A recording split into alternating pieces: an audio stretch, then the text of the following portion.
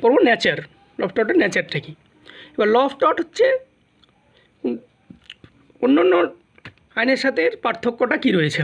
যেমন law of tort এবং crime, tort এবং অন্য অন্যর সাথে রয়েছে কন্ট্রাক্ট, ব্রিচ অফ ট্রাস্ট, এদের মধ্যে কী কী পার্থক্য রয়েছে সেগুলো আমরা ল অফ টর্টেই সেগুলো জানতে পারবো নেচারেই।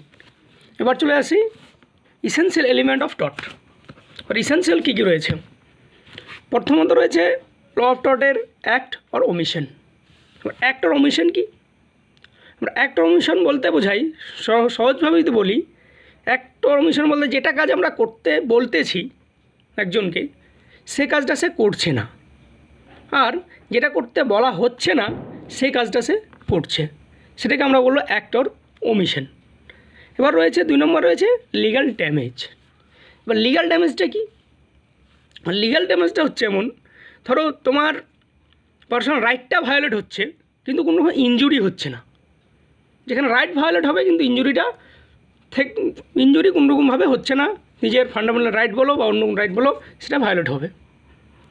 এক্ষেত্রে দুটা ম্যাক্সিম রয়েছে, সেটা হচ্ছে ইনজুরি সাইন ড্যামনো আর ড্যামনাম সাইন ইনজুরি।